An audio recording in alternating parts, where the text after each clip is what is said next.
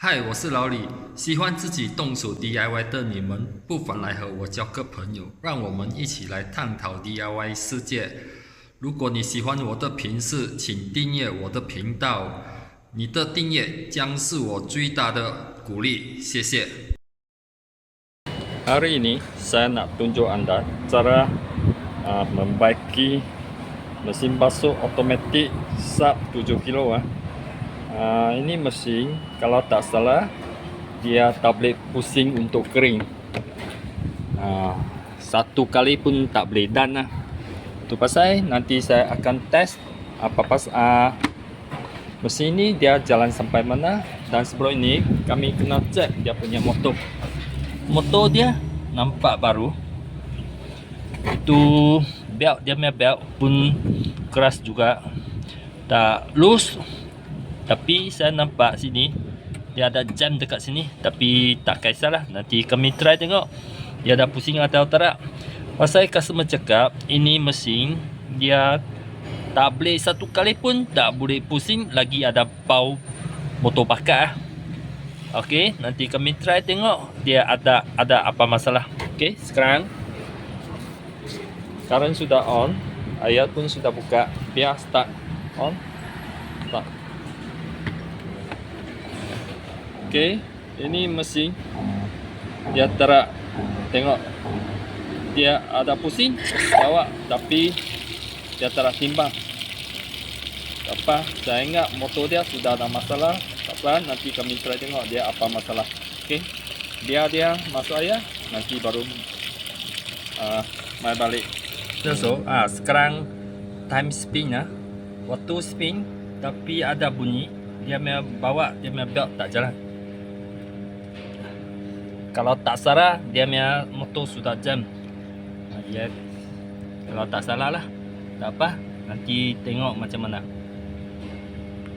I try tutup, nak cek dia punya motor. Tengok dia punya motor ada jam atau tak. Nanti I tengok dia punya bawa, saya suruh beritahu lah. Ini mesin masuk, I sudah buang dia punya belt, tapi dia masih ada pusing dalam, walaupun dia tengah cuci. Tengok motor dia dekat bawah. Saya ingat mungkin tak dapat tengok pasal dia ada dekat dalam. Motor dia pusing, tak boleh pusing, tapi ada bunyi sikit. Saya ingat motor dia sudah rosak lah. Tengok belt I pun sudah buang dekat sini. Bukan motor ni lah. Ini bukan dia pun motor dekat sana, tapi tak nampak dia terap pusing lah. Ini mesin basuh. Sebelum itu dia punya ini motor tak pusing I pun tak tahu apa masalah. Kebanyakan motor rosak, motor sudah jadi lemah. Lagi satu mungkin dia punya kapasitor ada masalah juga. Sekarang I sudah tukar kapasitor Bicon dekat sini. Kapasitor asas ini tak tahu lah, mungkin tak rosak, mungkin masalah ini masalah motor dia, tapi tak apa, nanti kami try tengok. Kalau lagi tak boleh, kebanyakan motor sudah rosak, tapi dia punya buat pun teruk sangat. You tengok dia punya silikon sudah tercaya. Sini tempat transformer tak bertercaya. Ayuh, ini pun boleh mengakibat mesin masalah. Okey, tak apa, kami sekarang on. Try tengok on. Start. Ayat turun. Tengok bawah dia bunyi teruk. Sekarang sudah ada jalan. Sudah tukar kapasitor. Mungkin boleh solve.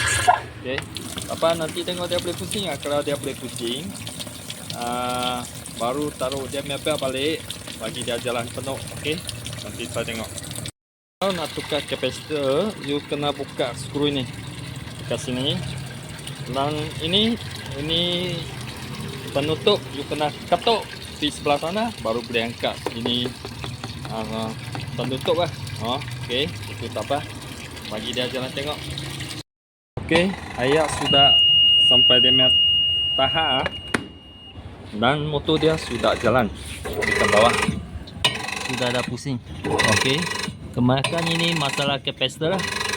Okey, nanti taruh bel balik tengok dia ada pusing lah. Okay.